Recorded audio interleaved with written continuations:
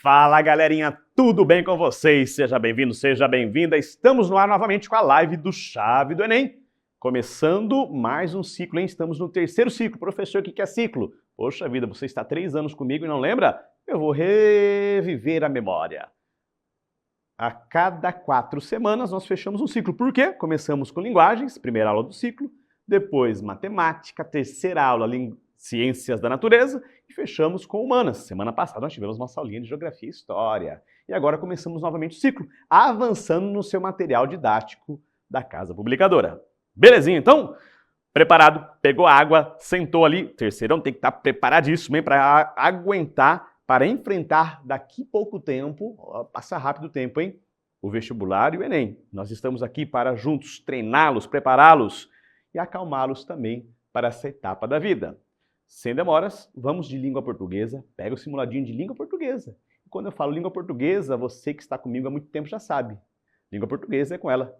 Professora Ângela, vem pra cá, o show é teu e rodou a vinheta!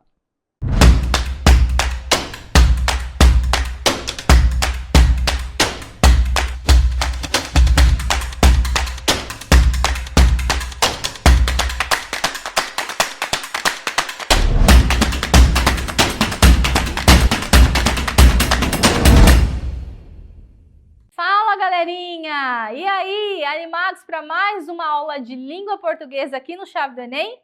Eu sou a professora Ângela Cipriano Ramos e nós vamos trilhar esse caminho juntos hoje, ok?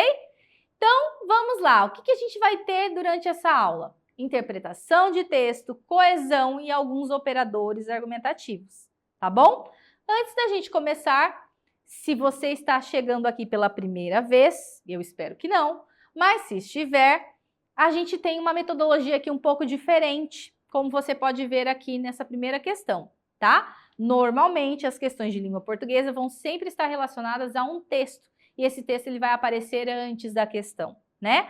Só que ele não está aparecendo aqui, não é porque no vestibular vai estar assim, tá, gente? Eu que organizei assim para você entender esse nosso esquema. Então, eu sempre coloco primeiro o enunciado da questão, as alternativas, e depois a gente vai para o texto, tá bom? Por quê? Porque assim você já entende o que está sendo perguntado e vai para a leitura do texto focado naquilo que você necessita, ok? Isso faz você ganhar tempo e tempo é tudo no vestibular e também no Enem. Obviamente, no Enem são muitas questões, então você precisa ganhar tempo, tá bom? Então vamos à nossa primeira questão. O uso de citação e de dados estatísticos nesse texto tem o objetivo de... Opa, então algumas coisas aqui. Que texto é esse, né? Quais são os objetivos que essa citação e esses dados têm nesse texto? Vamos lá. O texto é esse, ó. São tantas formas de matar um preto que para alguns sua morte é justificada. Devia estar fazendo coisa errada. Se não era bandido, um dia ia ser. Por ser preto, sua morte é defendida. O preto sempre merece morrer. A estrofe acima é do poeta e educador social Baticum Proletário, que atua na periferia de Fortaleza, no Ceará, preparando jovens em quase sua totalidade negros para enfrentar as dificuldades impostas pelo racismo estrutural no país. É a partir da arte que Baticum consegue envolver a juventude em um projeto de fortalecimento dessa população ao promover batalhas de rimas, slams, saraus, com temáticas que discutem os problemas sociais. Não por acaso, o tema mais explorado nas rimas, versos e prosa é a violência. De acordo com o mais recente Atlas da Violência, em 2019, os negros representaram 77% das vítimas de homicídios, quase 30 assassinatos por 100 mil habitantes, a maioria deles jovens. O Atlas revela ainda que o negro tem quase 2,7 vezes mais chance de ser morto do que um branco, o que justifica o movimento de resistência crescente no Brasil. Então a pergunta, ó, o uso de citação e de dados estatísticos nesse texto tem que objetivo? Ressaltar a importância da poesia para denunciar a morte de negros, que cresce a cada dia? B. Destacar o crescimento exponencial da temática do preconceito na produção literária no Brasil? C. demonstrar um incremento no quantitativo de expressões artísticas na discussão de problemas sociais. D. Evidenciar argumentos que reforçam a ideia de que os negros são vítimas em potencial da violência. E E. Salientar o aumento da participação de jovens nos movimentos de resistência na área da cultura. E aí, gente, isso também é importante, esqueci de falar no começo, ó. É um texto que foi publicado na Carta Capital, tá? Então, aqueles que acompanham já sabem mais ou menos os assuntos que são normalmente vinculados a essa revista, né? E qual é o objetivo que ela teria. Mas aqui não é o objetivo da revista propriamente dita, e sim por que a situação e os dados nesse texto foram usados, né? Qual era o objetivo disso? Acho que tá fácil, né, gente? Essa questão de interpretação aqui. E aí, o que você respondeu? Vamos à resposta? Se você colocou alternativa D, evidenciar argumentos que reforçam a ideia de que os negros são vítimas em potencial da violência, você acertou, tá? Porque os dados normalmente, principalmente estatísticos, eles são colocados para comprovar aquilo que você está dizendo. E o que estava sendo dito ali pelos textos? O fato dos negros sofrerem violência. Então, esses dados eles vão corroborar para essa temática, né? Para aquilo que está sendo defendido ali no texto. Justamente que os negros são vítimas em potencial da violência, tá? Gente, totalmente equivocado, ó. Ressaltar a importância da poesia. Então, as citações foram usadas para ressaltar a importância da poesia? Não, tem nada a ver com a importância da poesia para denunciar a morte de negros, apesar de denunciar, né? A poesia denuncia, mas não que a citação ela foi usada para ressaltar a importância disso, da poesia para fazer isso, tá? B. Destacar o crescimento exponencial da temática. O texto fala do crescimento da temática, mas a citação e os dados não foram usados para destacar esse crescimento.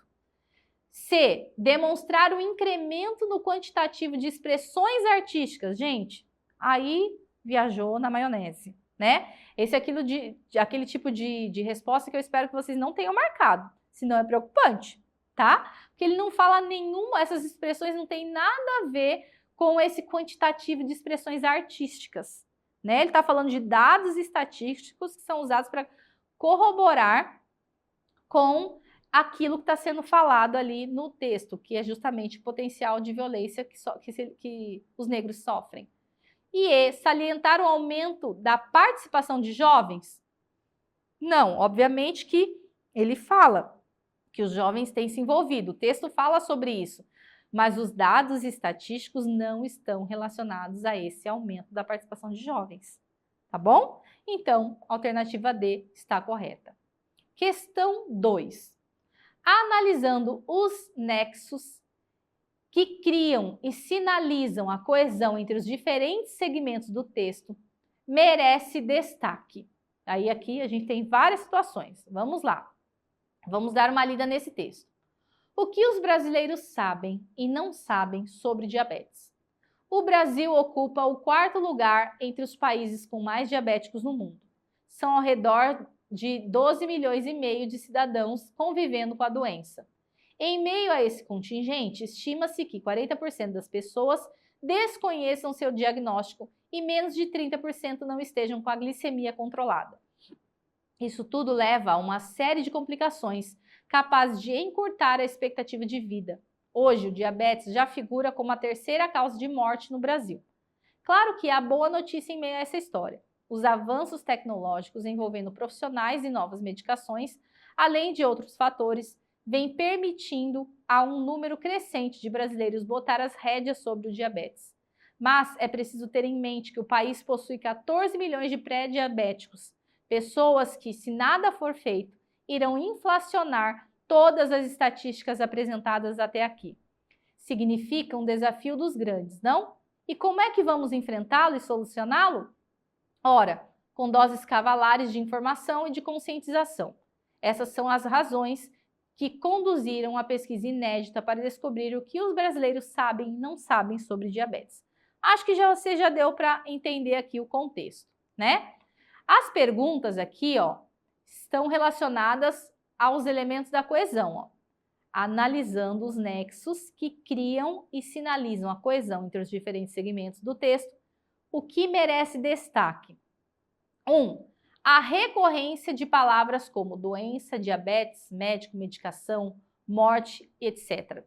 Será que isso merece destaque em relação aos termos coesivos? Então, a gente sabe que a repetição, obviamente, num texto longo como esse, vai acontecer. A gente precisa evitar em algumas partes, mas vez ou outra essas palavras vão aparecer, até porque elas precisam estar relacionadas à unidade temática do texto, né? Mas será que é isso? 2. O uso de conjunções e locuções adverbiais entre certos segmentos do texto, por exemplo, mas, como, para, ainda, mais do que. Então, será que isso está certo? 3. A afinidade semântica entre certas palavras como doença, tratamento, paciente, criando uma espécie de continuidade temática. Eu já tinha até falado um pouquinho sobre isso. 4. A ocorrência de pronomes em contextos de retomada de segmentos anteriores do texto, como em claro que a boa notícia em meio a essa história, que é essa história, a que foi dita em parágrafos anteriores. E 5.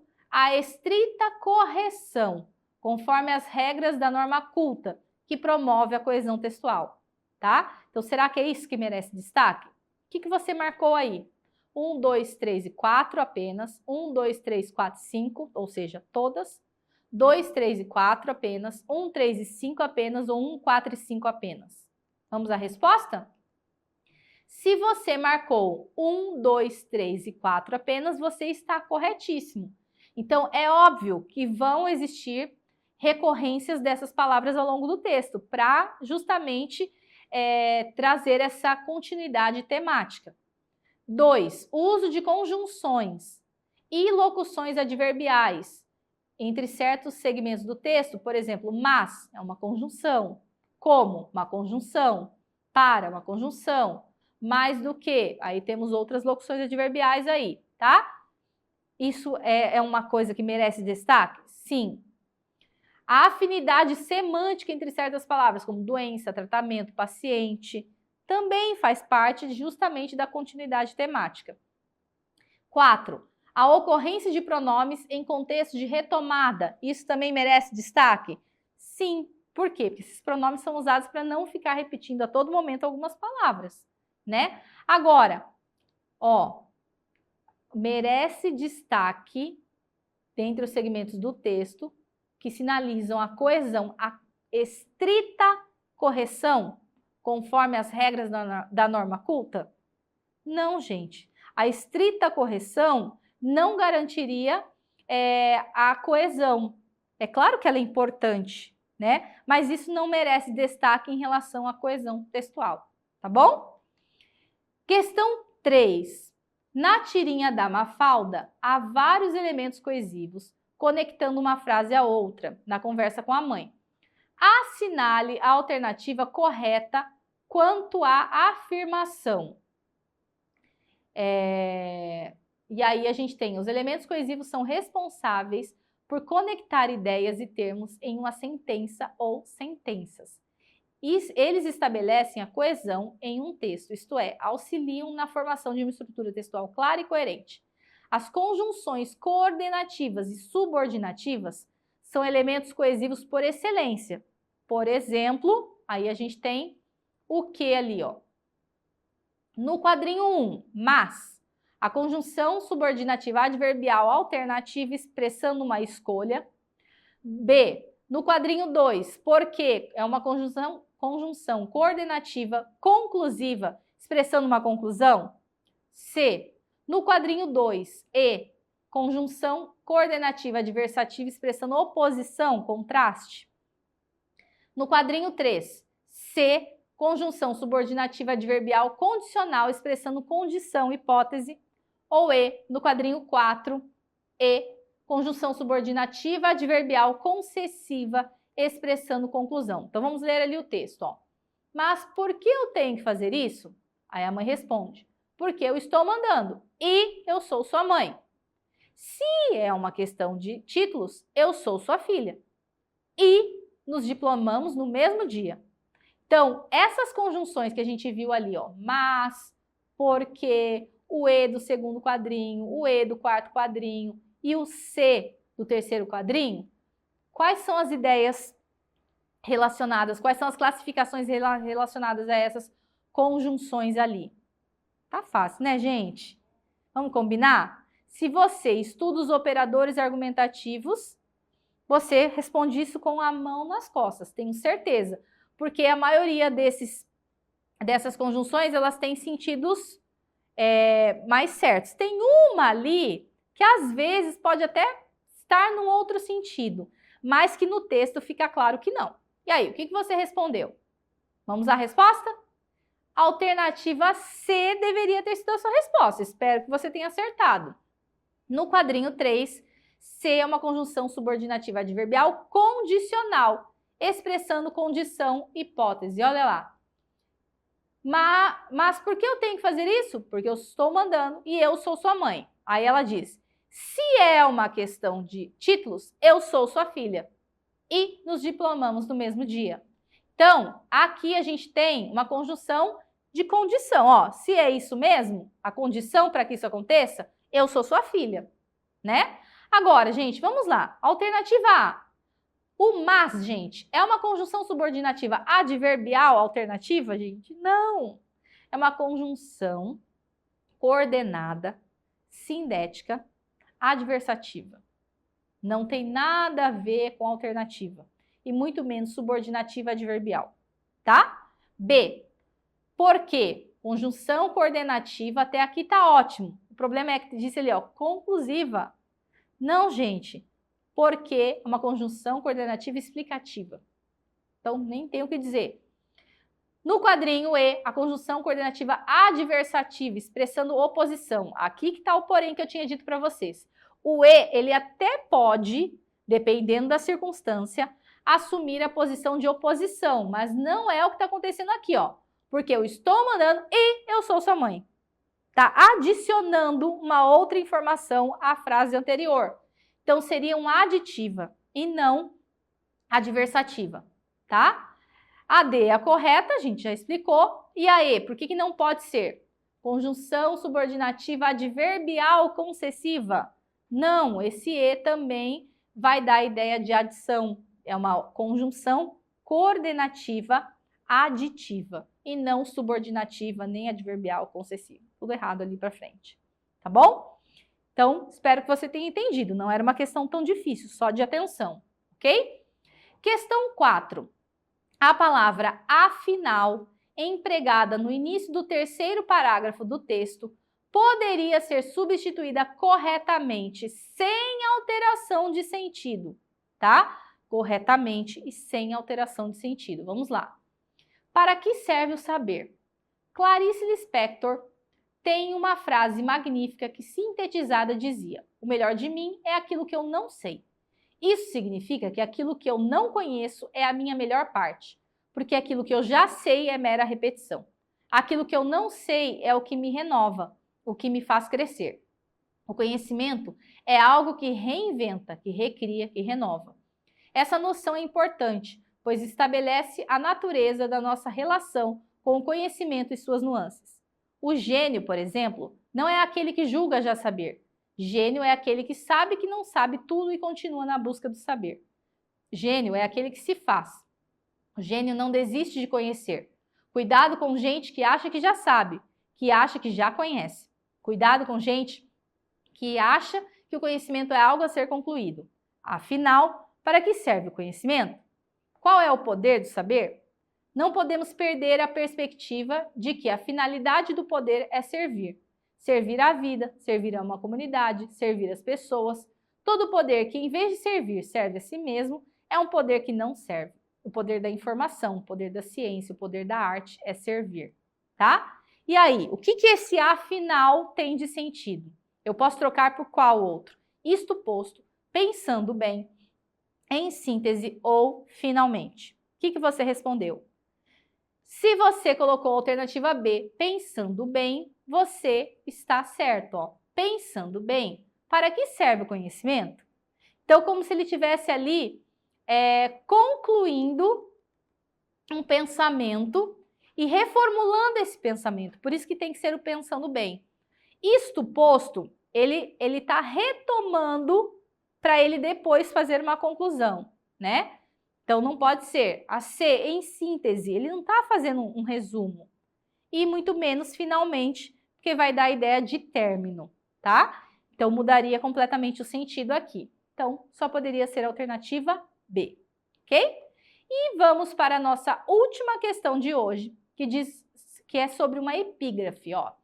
Na epígrafe do texto, o autor defende que aprender a angustiar-se é... Então, vamos ler o texto. Acha-se num dos contos de Grimm uma narrativa sobre um moço que saiu a aventurar-se pelo mundo para aprender a angustiar-se. Deixemos esse aventureiro seguir o seu caminho, sem nos preocuparmos em saber se encontrou ou não o terrível. Ao invés disso, quero afirmar que essa é uma aventura pela qual todos têm de passar, a de aprender a angustiar-se para que não venham a perder, nem por jamais terem estado angustiados, nem por afundarem na angústia. Por isso, aquele que aprender a angustiar-se corretamente, aprendeu o que há de mais elevado. Parece complicado, né? Mas não é tanto. E aí? O que ele defende sobre o que significa aprender a angustiar-se? É desnecessária a experiência humana, imprescindível à vida do sujeito, desimportante na sociedade, algo que o sujeito já nasce sabendo ou desaconselhável para a vida humana. Tá facinho, né, gente? Se você leu com bastante atenção o texto, não tem outra resposta a não ser a alternativa B, que é imprescindível à vida do sujeito. Não é desnecessário a experiência humana, né?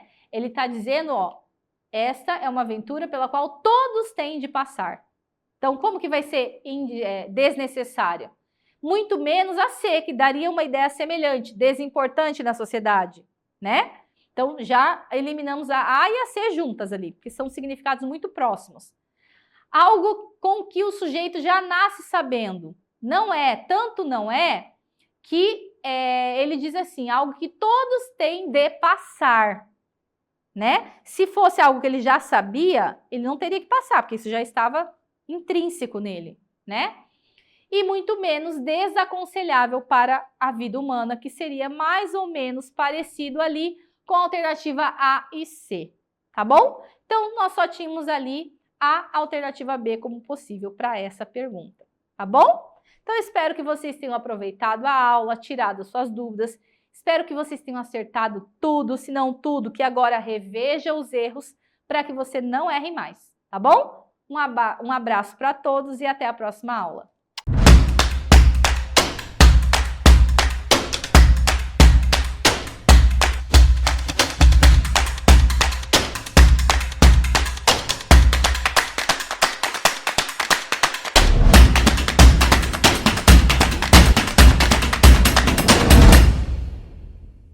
Isso aí, galera, mandaram bem língua portuguesa. Vamos agora para a língua inglesa. Gosta de língua inglesa? Gosta ali de ler, interpretar, ouvir músicas em inglês? Eu confesso para vocês que eu sei inglês mais ou menos, necessário ali para fazer o mestrado, doutorado, mas não é minha grande área. Mas tem que aprender. Afinal de contas, o mercado hoje é competitivo e quem sabe ler, interpretar inglês e falar inglês está na frente.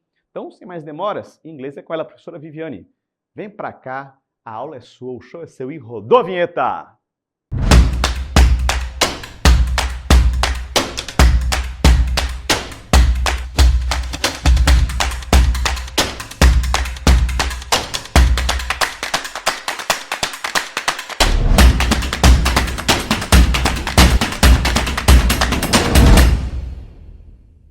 Everybody, how you doing? E aí, como vocês estão? As you know, I'm Teacher Vivi. Vou te ajudar aqui a resolver as questões do Chave do Enem que você fez aí ao longo de toda esta semana.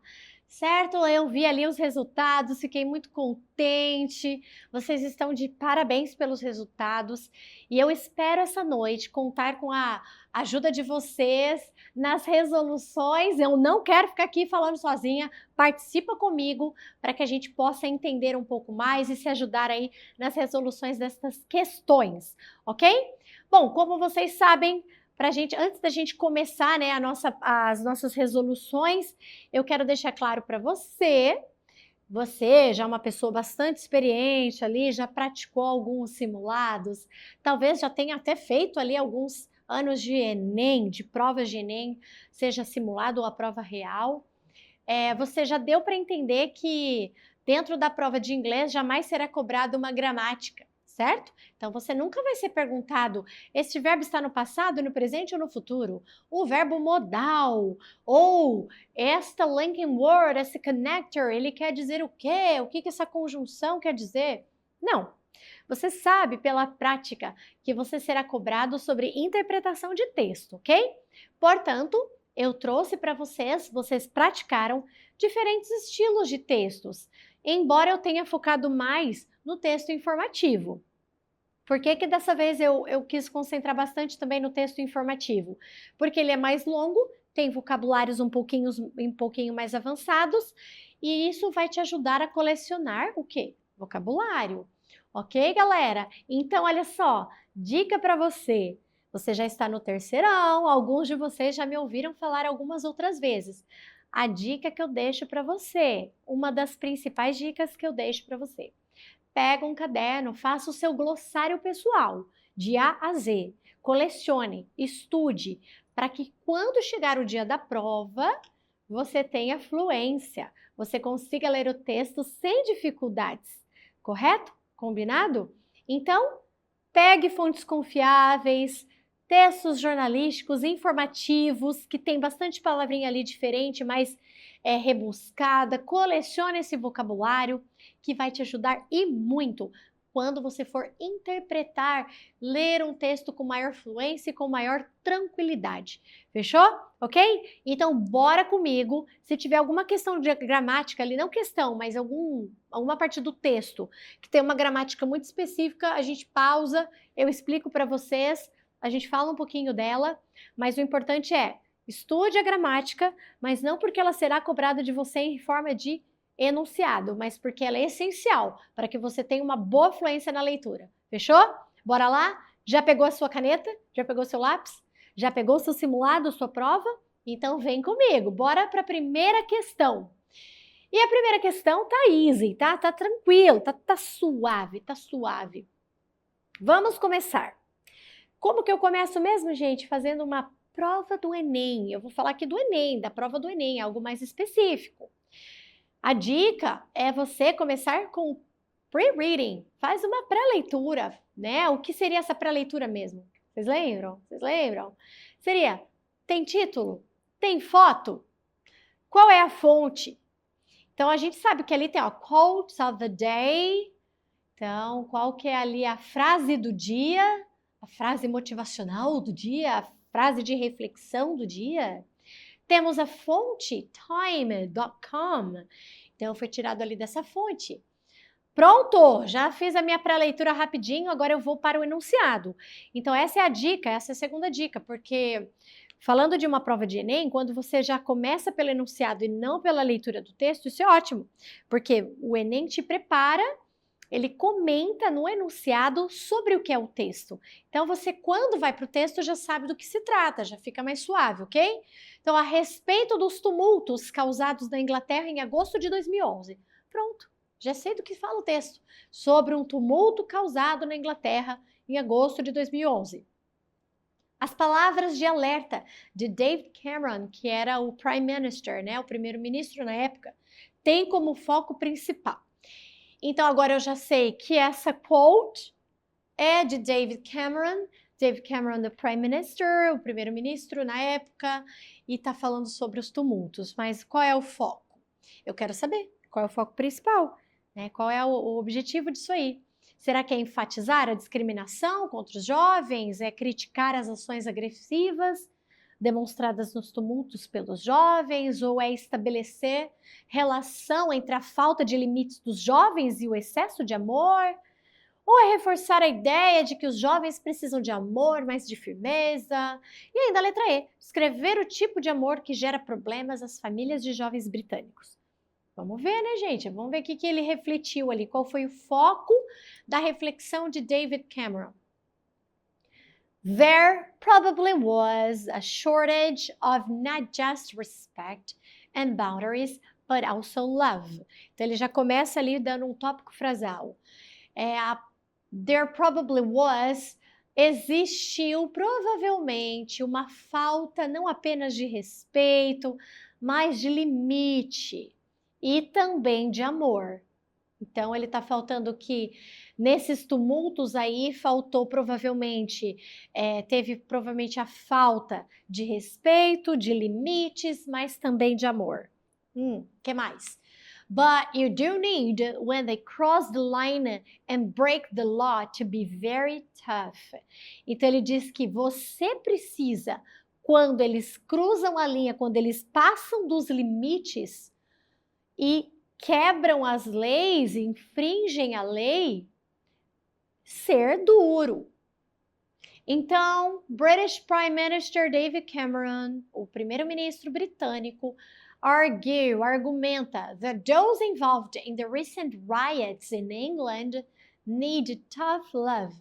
Então ele diz que os envolvidos nesse tumulto, eles precisam do quê? De um tough love. Tá bom, então o que seria um tough love? Tough é algo duro, um amor, ou seja, um amor mais duro, um amor mais firme. As he vows to get the grips with the country's problems families. Então ele ali, ó, tá tentando tocar na ferida dos pais, dos problemas familiares que envolvem as famílias britânicas. Então, a respeito disso, qual é o foco dele? Falar sobre o quê? Enfatizar discriminação? Não fala nada de discriminação. Será que o foco dele foi criticar as ações agressivas? Ou estabelecer relação entre a falta de limites dos jovens e o excesso de amor? Olha, pode ser, hein? Pode ser. Mas vamos lá. Será que o foco dele foi reforçar a ideia de que os jovens precisam de amor, mas também de firmeza? Opa, essa é boa também. Reforçar a ideia de que os jovens precisam de amor, mas de firmeza? Ou descrever o tipo de amor que gera problemas às famílias de jovens britânicos, né? Esse aí tá meio estranho. E aí, vocês colocaram C, D, eu acho que, pelo que eu me lembro ali da correção do simulado, vocês ficaram entre dúvida ali, entre a C e a D. E aí, fala pra mim, qual é a resposta? O que vocês colocaram? Fala aí pra mim. Participa comigo no chat, vambora! Isso! Então, ele só reforça a ideia de que os jovens precisam, lógico, obviamente, de amor, mas de firmeza. Por isso que ele usa tough love. Amor com firmeza, tough love. Yes or no? Yeah, I know. Combinado? Fechou? Então, nosso primeiro texto, ele foi curto. Não foi tão difícil assim. Quer dizer, mais ou menos. Porque se você ali não conhecia essa expressão tough love, se você não sabia que tough era difícil, firme, aí talvez você pudesse ter algum tipo de dúvida, tá bom? Então, por isso, colecione esse vocabulário, anota aí, tough, firme, duro, ok? Fechou? Então, bora para a nossa segunda questão. E agora a gente muda um pouco o foco, trata-se de uma poesia. Então, Harlan, escrito por Langston Hughes. Gente, para quem gosta de literatura, tá aí, ó, Langston Hughes. Vamos estudar literatura americana, galera, super bacana. A literatura britânica, super interessante, talvez até mais. Fã de literatura britânica, mas bora. Langston Hughes, nosso americaninho ali, ó, poeta. Langston Hughes, poeta estadunidense, sempre esteve ligado à luta de classes contra racismo naquele país. No poema Harlan, o poeta responde à pergunta inicial. Então, pronto. Li ali meu enunciado. No poema que ele fez, ele responde a uma pergunta inicial. Como é que ele responde essa pergunta inicial? Tá? Então, vamos lá. Ódio, amor, tristeza, amargura ou perseverança? Qual é a pergunta? Vamos lá? What happens to a dream deferred? Então, o que acontece com um sonho que tem que se postergar, que tem que demorar a acontecer? Does it dry up like a raisin in the sun? Será que ele se esvai? Será que ele evapora? Assim como, né, evapora com o aparecer do sol? Or faster like a soar and then run? Será que ele foge? Ele desaparece? Does it sink like a rotten meat? Será que ele stink? Será que ele fede, começa a feder de tanto esperar, né? Como carne podre? Então, o que acontece com os sonhos que ficam para depois? Essa é a pergunta. E como é que ele responde? Ó, será que ele se seca? Será que ele evapora assim com a chegada do sol? Será que ele fede como carne podre de tanto ficar esperando? Então, e aí? Como é que ele está respondendo a essa pergunta? Com ódio, com amor, com tristeza, amargura? Or crust and sugar over like a syrup sweet? Maybe it is just sags like a heavy load. Or does it explode? Então, ele faz uma pergunta e responde essa pergunta com vários outros questionamentos, né? Com várias outras reflexões.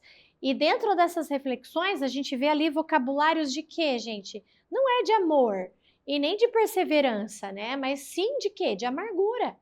O tempo todo ali ele é amargurado, ele triste, mas no sentido amargo mesmo da palavra, colocando ali as palavras como stink, rotten milk, syrup sweet, heavy load, né? Então a gente vê ali que ele responde essas perguntas de forma amarga, com amargura, né? Com ressentimento, e não com ódio ou com tristeza, mas com ressentimento.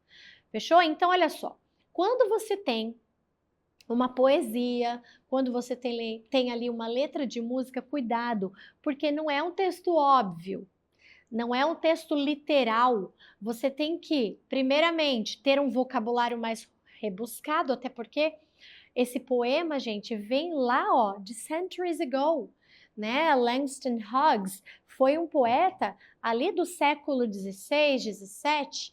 Então, assim, você tem que conhecer palavras mais antigas, palavras mais rebuscadas e pensar fora da caixa também, tá bom? Sair do senso comum, refletir. Então, toda vez que você tiver um poema em música, reflita, pense. O que o autor quis dizer com aquelas palavras que normalmente não estão, nunca estão no sentido literal. Fechou? Combinado? Então, bora ler, galera. Gêneros textuais diversos. Próxima pergunta. Uau, já estamos aí na nossa terceira pergunta. E esta pergunta vai falar sobre o quê? The death of the PC, a morte do PC, do personal computer, do computador pessoal. E aí ela está disponível ali no true.com. Então, como eu disse para vocês, para facilitar, vamos para o enunciado para tentar entender do que se trata esse texto. Ao optar por ler a reportagem completa sobre o assunto anunciado, tem-se acesso a duas palavras que Bill Gates não quer que o leitor conheça e se refere. Então, quais são as duas palavras que Bill Gates não quer nem ouvir, que ele não quer saber? Então, galera, aqui nessa situação, nós temos a palavra-chave. Quais são elas?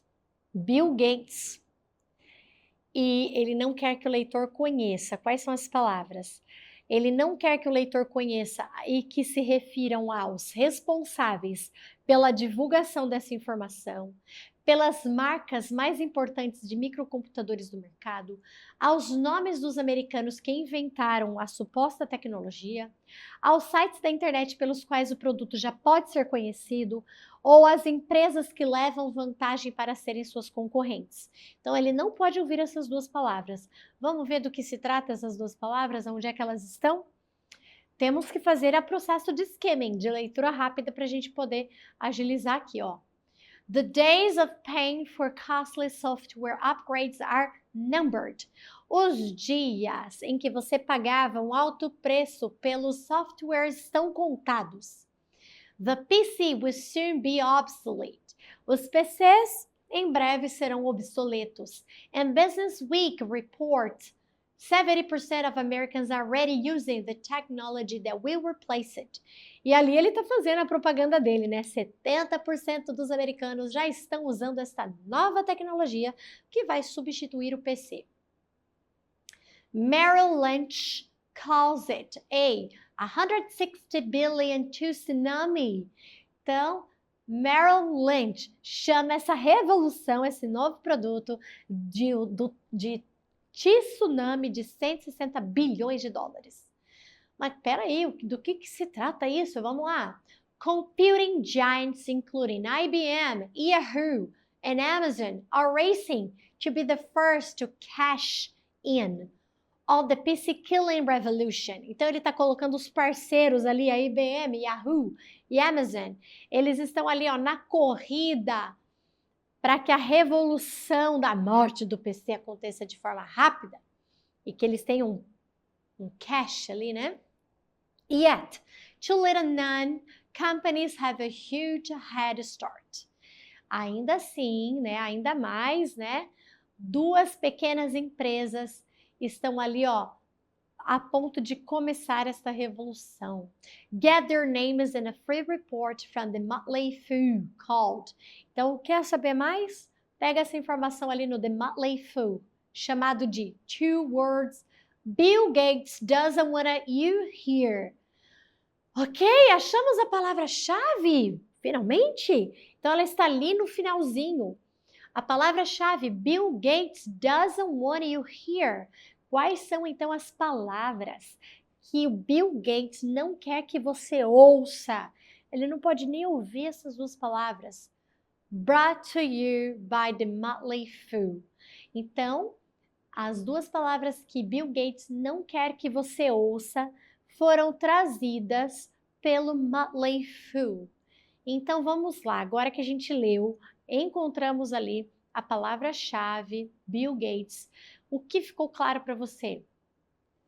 As palavras que ele não quer que você saiba, que você ouça, trazida por você, para você. Será que é os responsáveis pela divulgação?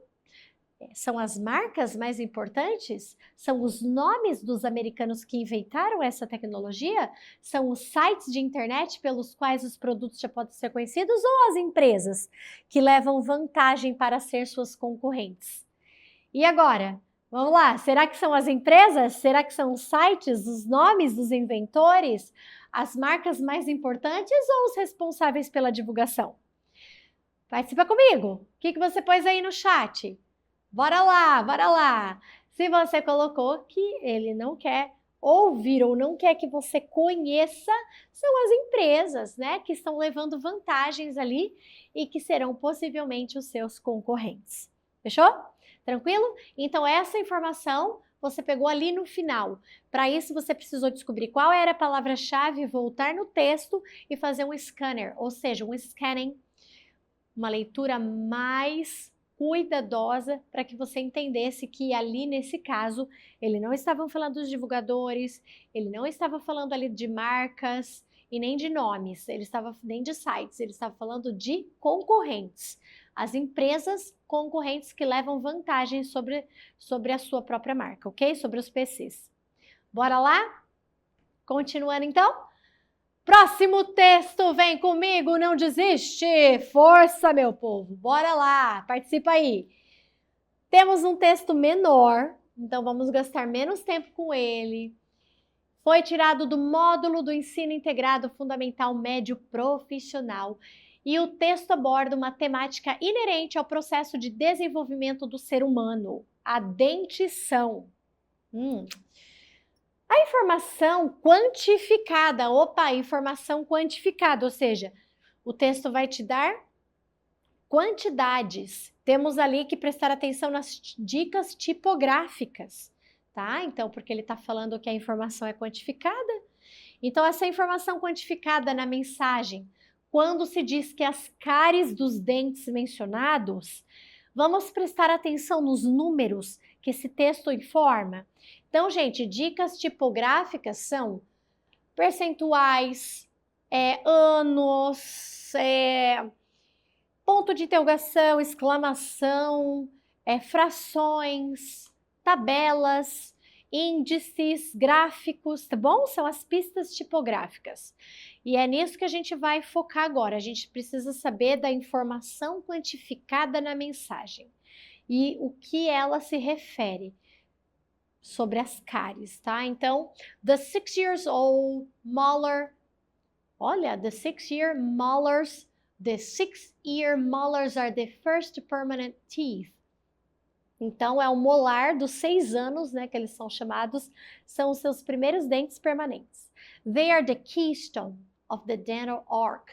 Então, eles são a base para a sua arcada, como é que chama? Arcada, né? Arcada, ok? Do dente ali, dental.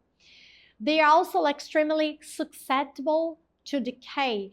Ao mesmo tempo, elas são super sensíveis às cáries. Decay é cárie, né?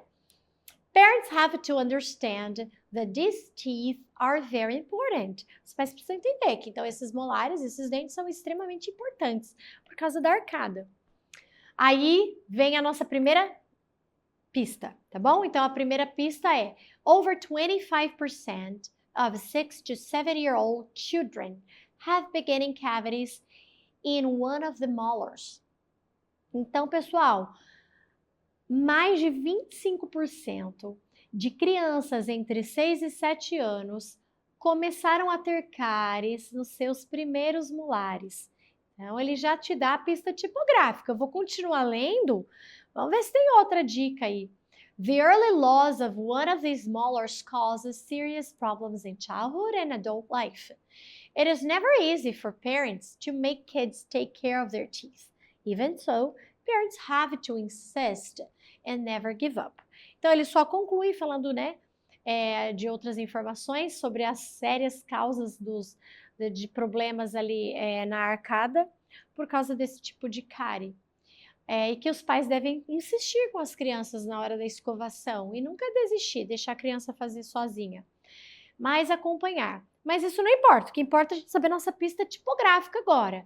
Então, eu descobri ali, a minha pista é 25%, over, mais de 25% das crianças entre 6 e 7 anos, então começam a ter problemas com cáries. Então, vamos ver ali as nossas opções. Letra A.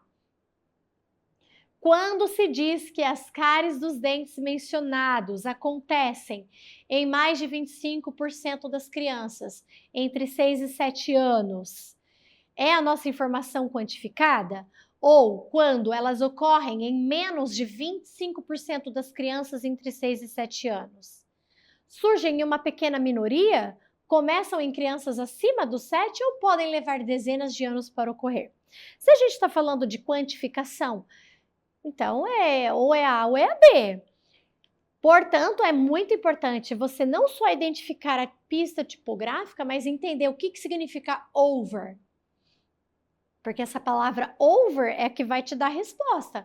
Será que over significa que é mais de 25% ou menos de 25%? O que significa esse over? Aí a gente pode associar com outras palavras, como, por exemplo, overdose, né? Então, overdose é uma dose a mais, é uma acima. Então, faz essas associações que ajudam muito. Então, over é mais de. Portanto, a resposta é a letra A, mais de 25% das crianças entre 6 e 7 anos. Alrighty? Ok, guys? Vamos terminar? Vamos para a última?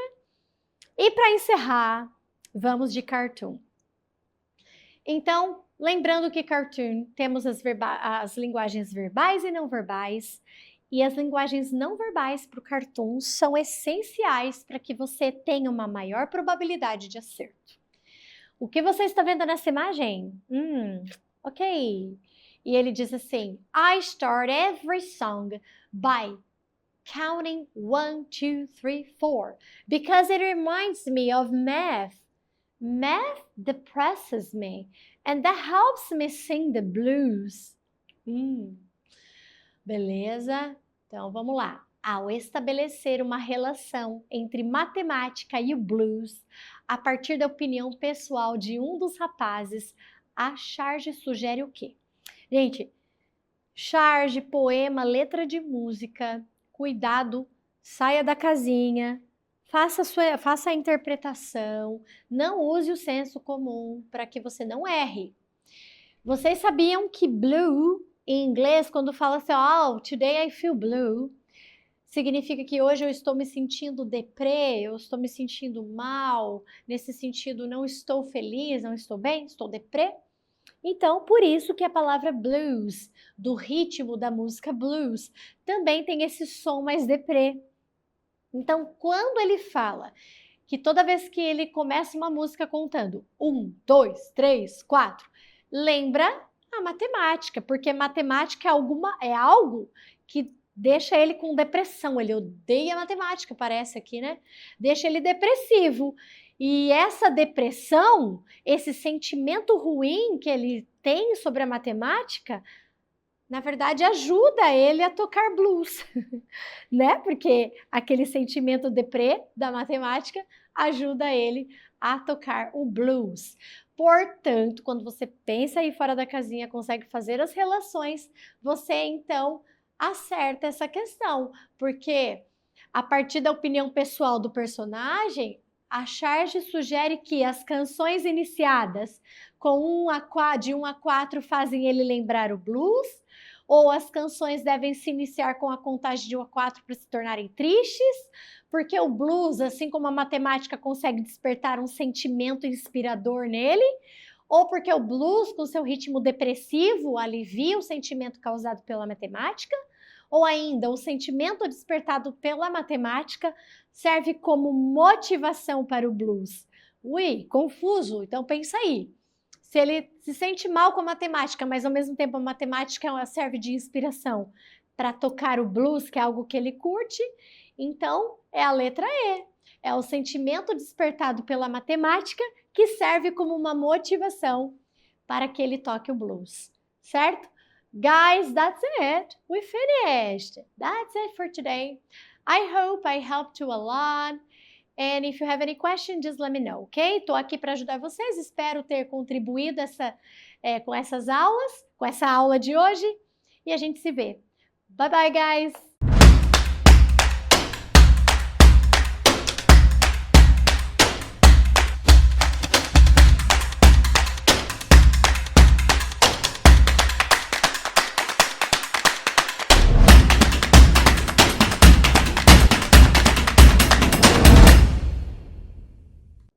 Bora, galera! Estamos quase encerrando a nossa live de linguagens do Chave do Enem. E vamos encerrar com chave de ouro, a chave do Enem. Gosta de literatura? Eu gosto de ler, eu gosto de sentar e ler um bom livro, inclusive estudar um pouquinho mais sobre os movimentos, afinal de contas, humanas e literatura conversa bastante ali a questão histórica, né? Você que é do terceirão já viu praticamente tudo e vai rever aqui agora com a gente. E temos novidade no ar, temos uma novidade no ar. A partir de agora nós temos uma nova professora que vai acompanhar essa preparação de vocês de literatura. Quero convidar para que todos conheçam ela, professora Kátia. Vem para cá, o show é seu e rodou a vinheta.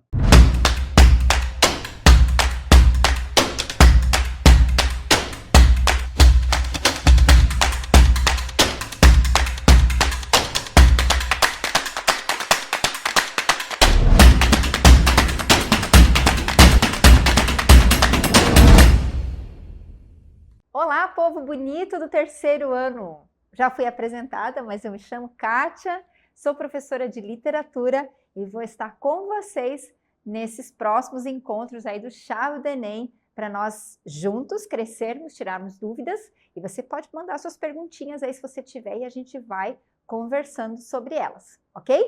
Parabéns a vocês, eu vi aí as questões sendo respondidas, boas as respostas, muito legais, vocês já acertaram muita coisa, estão afiados, e eu acredito que vai ser um sucesso aí a prova que vocês vão fazer, viu? Mas vamos revisar? Vamos revisar sim. Eu queria convidar vocês agora a nós lermos essa poesia, né? A questão de número 11 que vocês têm aí, realizaram já.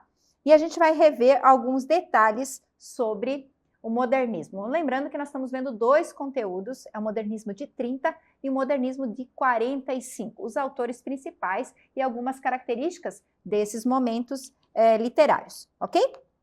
Então a gente vai começar falando aqui, eu achei que tinha dado um tchutchu, mas a gente vai começar falando aqui da nossa querida Cecília Meirelles e o seu tom.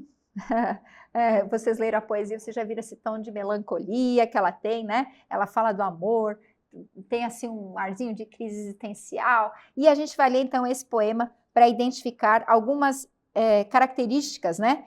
Que depois a questão vai nos pedir para que nós interpretemos. Vamos lá? Canção é o título da poesia. No desequilíbrio dos mares, as proas giram sozinhas. Numa das naves que afundaram, é que certamente tu vinhas. Eu te esperei todos os séculos, sem desespero e sem desgosto, e morri das infinitas mortes, guardando sempre o mesmo rosto. Quando as ondas te carregaram, meus olhos entre águas e areias cegaram como os das estátuas e tudo quanto existe alheias. Minhas mãos pararam sobre o ar e endureceram junto ao vento e perderam a cor que tinham e a lembrança do movimento. E o sorriso que eu te levava desprendeu-se e caiu de mim. E só talvez ele ainda viva dentro dessas águas sem fim. Cecília Meirelles, vamos lá? Vamos analisar algumas coisas desse poema? Bora lá! No segundo verso, bom, ela fala aqui que ela morreu várias vezes. É possível você morrer várias vezes? Não, né? Então ela está usando uma linguagem aqui figurada para a gente entender que a morte que ela está se referindo não é a morte essa que a gente morre aqui e vai para debaixo da terra, né? Mas é um tipo de morte do qual ela se sente nessa situação de desalento, né? De não estar apta para viver, de desânimo. Na terceira estrofe, ela diz, quando as ondas te carregaram, meus olhos entre águas e areias cegaram como os de uma estátua. A gente pode entender aqui que essas ondas que te carregaram, né? E ela fala aqui dos olhos, poderia ser o choro. Ela vê ali ondas, né? Então, quando a gente chora, né? As águas dos nossos olhos e a areia também dá aquela sensação de que o nosso olho fica vermelho, né? Então, como se estivesse irritado. E ela vai descrevendo um pouquinho mais e chega no último verso, na última estrofe, perdão. Ela diz, e o sorriso que eu te levava. Ou seja, a gente viu só coisinha ruim até agora, né? E aí ela diz assim, então ela tenta, né? Põe um sorriso no rosto e ela vai levar um sorriso. Só que quando ela leva esse sorriso, ela diz assim, foi um verso para daí ela continuar. Desprendeu-se e caiu de mim. E só talvez ele ainda viva dentro dessas águas sem fim. Ou seja, lamúria e lamentação e melancolia o tempo todo. Bem, na composição do poema de tom elegíaco, o que é um tom elegíaco? Você deve ter lembrado das suas aulas lá do primeiro ano, quando você via os tipos de texto, né? E havia um texto que era específico quando vocês estavam muito tristes. E é justamente isso aqui. O tom elegíaco, que é de tristeza, de lamento. E aí diz, não mais, né? O tom elegíaco e solene manifesta uma concepção de lirismo fundada na. Então, onde que a gente vê essa composição de tristeza e solenidade dentro dessa leitura desse poema? A gente viu todo ele. Mas há algum momento que isso se ressalta. A letra A. Contradição entre a vontade da espera pelo ser amado e o desejo de fuga, ela não foge. Ela está ali esperando o amado, ela só esperou, porque diz ali no primeiro verso, né? Ela está esperando, no primeiro verso não, perdão. Ela diz que ela está esperando ele, mas não que ela tem esperança, né? Mas não que ela tenha fugido disso. A letra B. Expressão de desencanto diante da impossibilidade da realização amorosa? Essa aí poderia ser, vamos deixar em stand-by? Por que poderia ser? Lembra que eu falei que ela chegou com um sorriso e aí foi tudo por água abaixo? A expressão de desencanto, né? Ela até tinha uma certa esperança, trouxe um sorriso, mas é impossível ter esse amor, então ela ficou por isso mesmo, né? Vamos para a letra C? A associação de imagens díspares, indicativas de esperança no amor futuro. Não há uma esperança de amor futuro, há a espera frustrada. Desde o primeiro verso a gente vê. Imagina, olha a ceninha, né? No desequilíbrio dos mares, as proas giram sozinhas. Numa das naves se afundaram e que certamente tu vinhas. Ou seja, ela fica vendo aquela imagem, né? Um barquinho assim, né? Que roda e de repente se afunda. Então, não há esperança nenhuma. A alternativa C. Recusa a aceitação da impermanência do sentido pela pessoa amada, ela sabe da sua realidade amorosa impossível. Então, essa aqui não se encaixa. A letra E. Consciência da inutilidade do amor em relação à inevitabilidade da morte. Lembra que nós falamos da morte? A morte ali não é alguma coisa real, né? É alguma coisa que ela sente por estar nessa condição de não ter a pessoa que ela quer próxima a ela, mas não que ela tenha morrido de verdade. Então, não, essa alternativa E não condiz. Então, realmente aqui, aquela que corresponde, aquela que está dentro da nossa proposta é a letra B, a expressão do desencanto diante da possibilidade da realização amorosa. Bora para a próxima? Muito bem. Essa aqui, ela é muito interessante porque ela nos traz um tonzinho, né? Até de ironia, né? 15 de novembro. Bom, pra gente, brasileiro, né? Todo mundo sabe o que acontece em 15 de novembro, mas vamos ler primeiro o poema para depois a gente conversar sobre. Deodoro todo nos trinques, bate na porta de Dom Pedro II. Seu imperador deu fora, que nós queremos tomar conta dessa bugiganga. Mande vir os músicos, o imperador bocejando responde. Pois não, meus filhos... Perdão, caiu meu papel. Pois não, meus filhos, não se vestem. Me deixem calçar as chinelas, podem entrar à vontade. Só peço que não me bulam nas obras completas de Vitor Hugo. Bom, vamos lá? Também faz parte da segunda geração, é o nosso autor aqui, Murilo Mendes, e ele é um poeta que traz algumas coisas interessantes aqui. Primeiro, a forma de escrever. Você deve ter batido o olho e percebido algumas diferenças. Por exemplo, escrever dão, em vez de dom, certo? Não escrever segundo, em vez de colocar só o numeral, né? Só o segundo em romano, número em romano. A forma que ele apresenta o texto, né? Com até o sotaque, ou tentando traduzir para a gente um sotaque, né?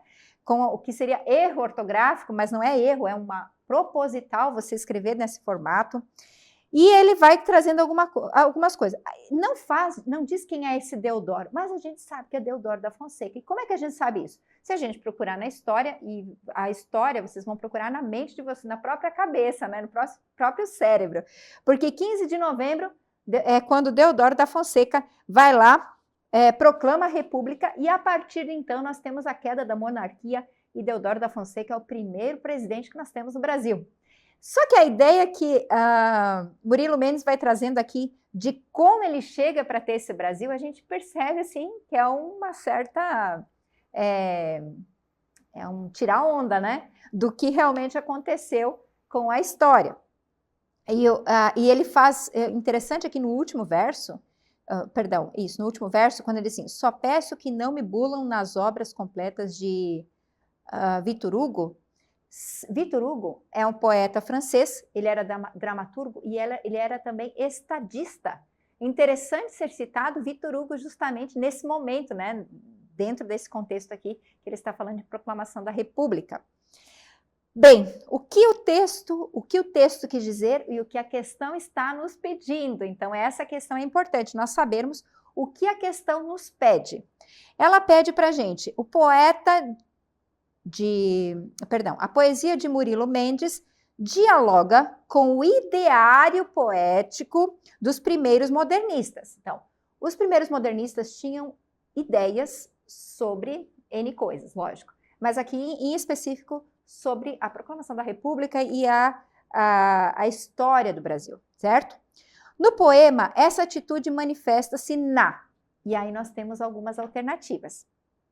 A letra A, releitura irônica de um fato histórico. Bom, eu dei muitos spoilers na hora que nós estávamos lendo o próprio poema, mas vamos deixar em stand-by, vamos ver se há outra possibilidade.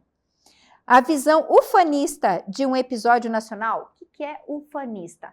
Ufanista é aquele momento glorioso que você enfatiza, enche a boca para falar. Sabe quando acontece alguma coisa assim que você fala, eu fiz isso? Pois é, seria essa a ideia. Mas a gente percebe que não é isso, porque ele não dá essa ideia de que legal, foi feito isso, eu fiz parte desse momento, né? Não traz essa ideia. Então, a letra B a gente pode descartar. A letra C, denúncia implícita de atitudes autoritárias.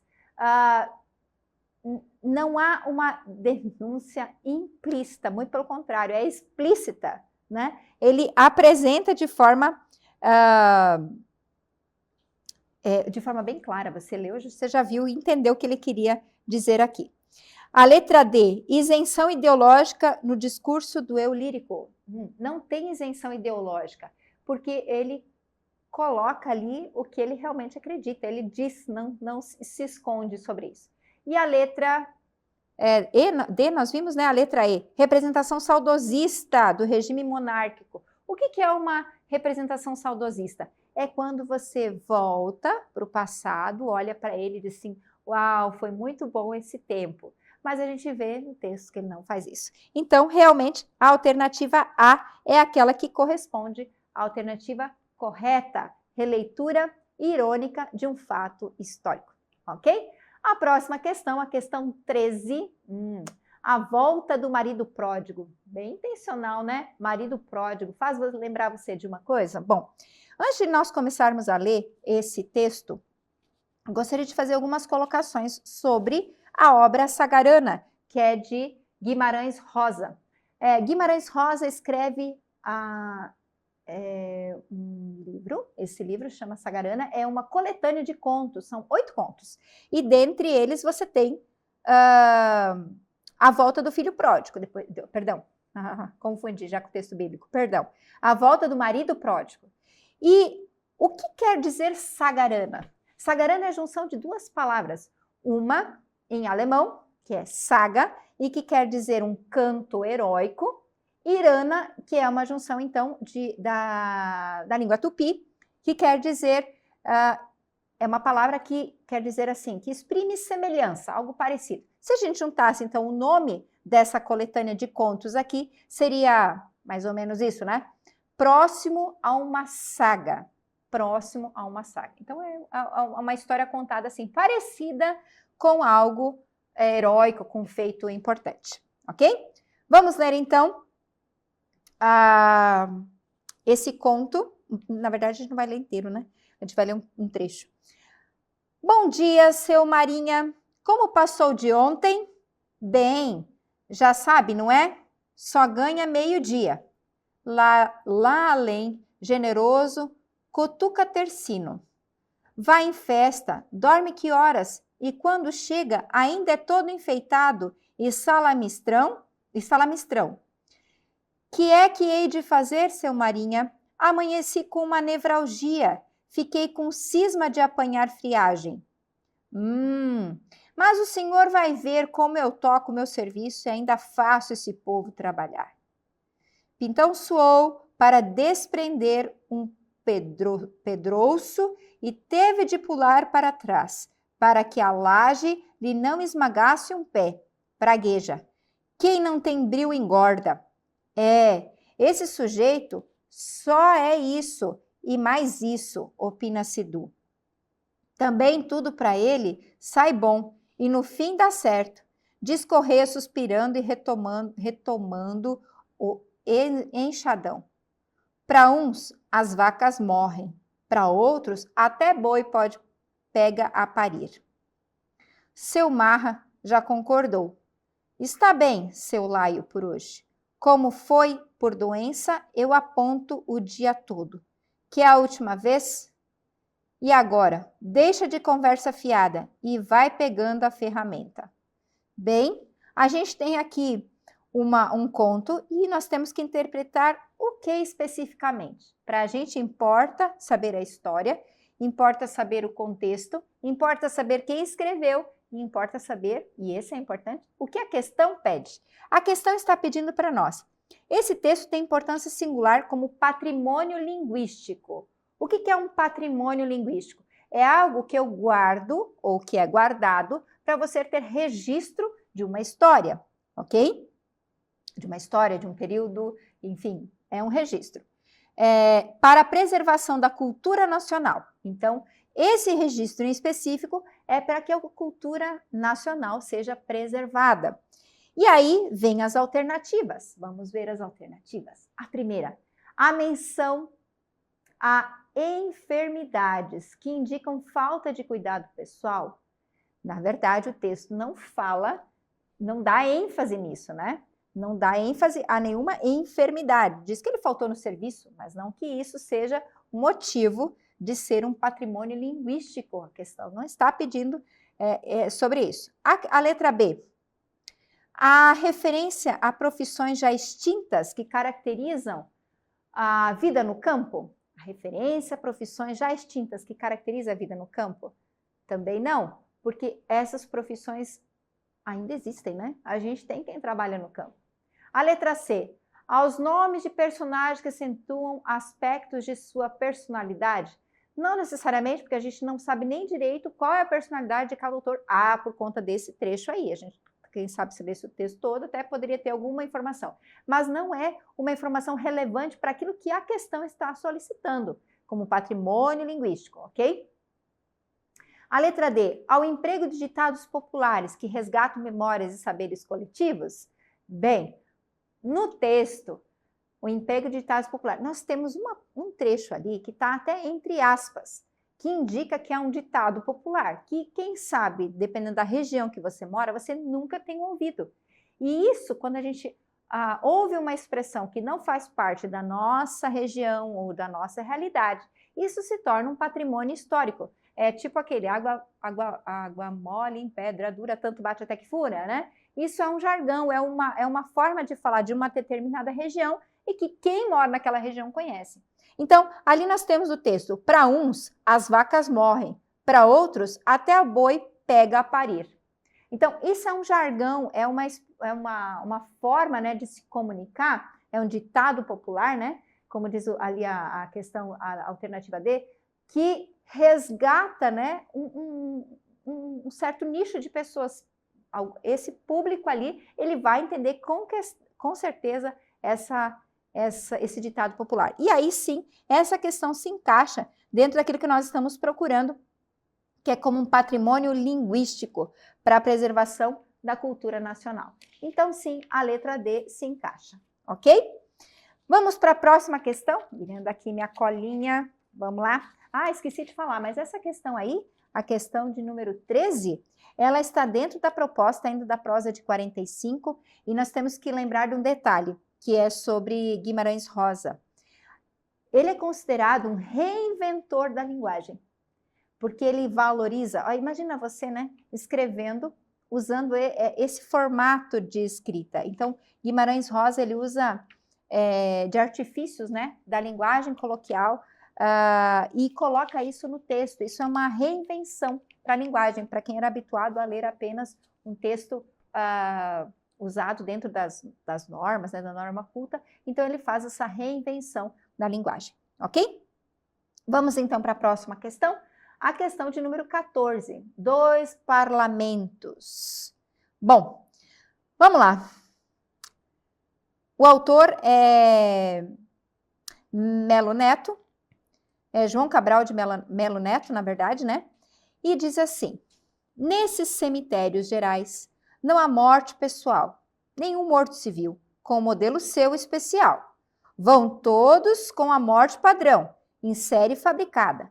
Morte que não se escolhe, e aqui é fornecida de graça. Quem acaba sempre por se impor sobre aqui já medrasse. Vence aqui mais pessoal.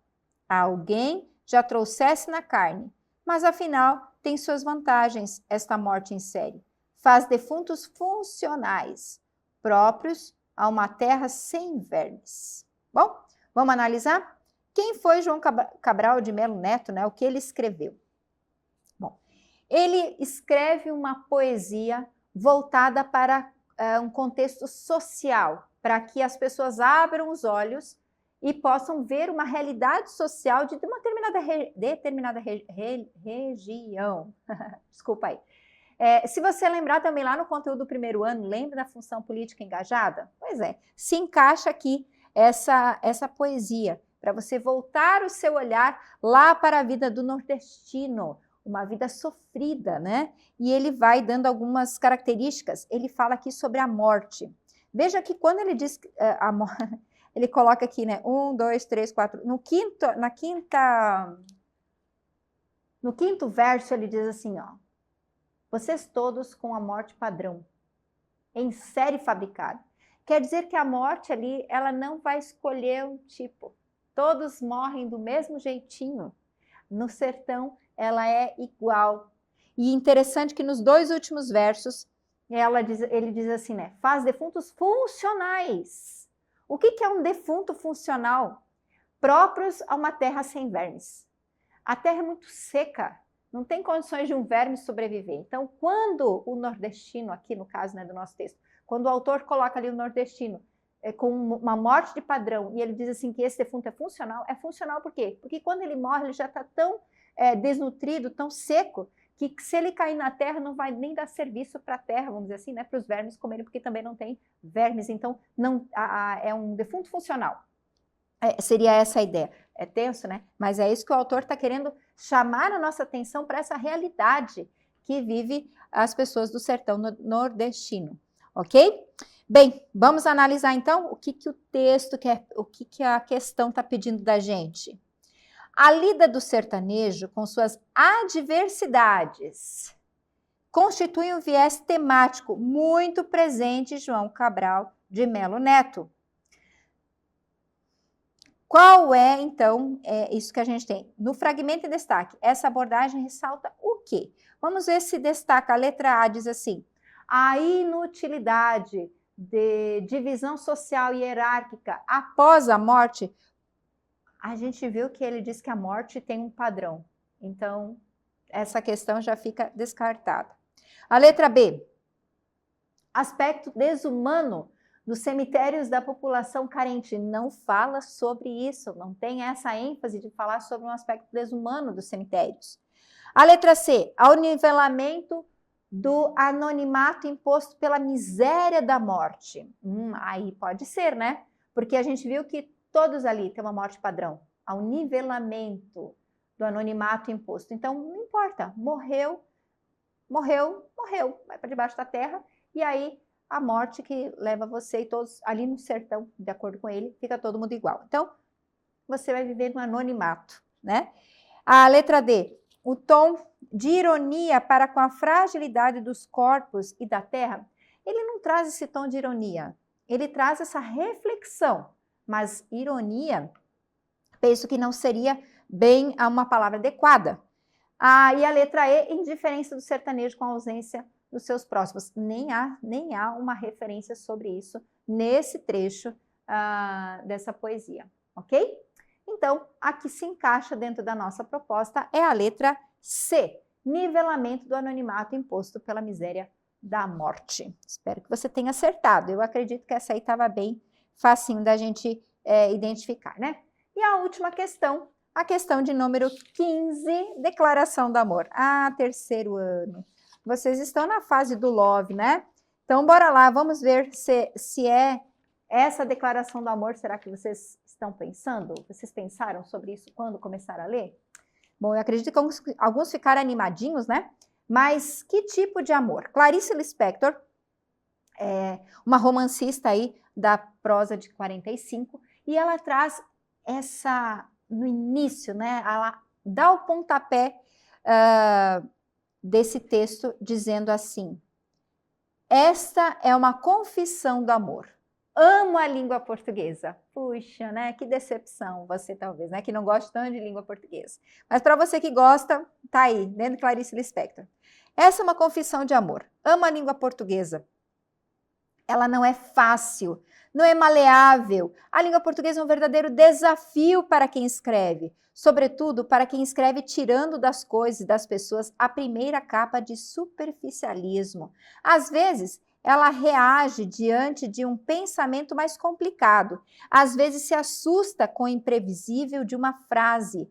Eu gosto de manejá-la, como gostava de estar montada num cavalo e guiá-lo pelas rédeas, às vezes a galope. Eu queria que a língua portuguesa chegasse ao máximo em minhas mãos. E esse desejo, todos os que escrevem têm. Um Camões e outros iguais não bastaram para nos dar para sempre uma herança de língua já feita. Todos nós que escrevemos estamos fazendo um túmulo do pensamento, alguma coisa que lhe dê vida. Essas dificuldades nós a temos, mas não farei do encantamento de lidar com a língua que não foi aprofundado. O que recebi de herança não me chega. Se eu fosse muda e também não pudesse escrever, e me perguntassem a que língua eu queria pertencer, eu diria, em inglês, que é preciso e belo. Mas como não nasci muda e pude pulei uma linha aqui, e pude escrever, tornou-se absolutamente claro para mim que eu queria mesmo era escrever em português. Eu até queria não ter aprendido outras línguas, só para que a minha abordagem do português fosse virgem e límpida. Bom, e aí vamos entender um pouquinho aqui da questão, né? O que é Clarice Lispector? É alguém que é apaixonada, a gente já viu aqui no primeiro verso, né? Ela faz uma declaração de amor para a língua portuguesa. Clarice Lispector também, ela é uma mestre na criação literária. É uma das principais autoras aqui do modernismo de 45. A linguagem que ela vai usando, essa declaração que ela fala do amor pela língua portuguesa, ela busca as suas raízes, né, lá em Camões. Ela cita aqui Camões. Então, quando o texto vem citando alguém, é bom a gente abrir o olho quanto a isso. E nessa citação que ela faz de Camões, ela junta outras pessoas, só que ela não cita nomes, mas ela diz assim, ó, um Camões e outros iguais não bastaram para nos dar para sempre uma herança de língua feita. Então, ela vai dizendo que esse Camões aí que ela cita, ele traz ele deixa um legado, deixa um patrimônio, né? E não só isso, né? Isso que ele deixa não foi tudo. Precisou de mais coisas, porque a língua portuguesa sempre se renova. E ela diz ali, né? Ela diz assim, parece que eu estou num cavalo a galope. Então, um constante recriar. A língua portuguesa, ela se reinventa todos os dias. E aí, ela faz menção disso. E a questão nos pede que o trecho em que Clarice Lispector declara seu amor pela língua portuguesa, acentuando o seu caráter patrimonial e sua capacidade de renovação, é qual? Justamente o trecho em que ela traz essa visão de Camões, que está no segundo parágrafo, mais ou menos na metade ali do texto, diz assim, né? Um Camões e outros iguais não bastaram para nos dar para sempre uma herança de língua já feita. E é a alternativa B da nossa questão. As demais não se encaixam dentro da proposta de ser um caráter patrimonial, né? Como se fosse uma herança e também algo que se renova, como ela traz dentro do texto, ok? Espero que essa nossa revisão tenha lhe ajudado e nós vamos continuar por aqui, tirando dúvidas. Se você tiver, pode mandar sua dúvida aqui nos comentários. E para você que não se inscreveu ainda aqui no Chave do Enem, fique bem à vontade, mas a gente gostaria de ter você com a gente aqui e acompanhando as nossas revisões. Espero que tenha sido útil. Nos vemos daqui uns dias no próximo Chave do Enem.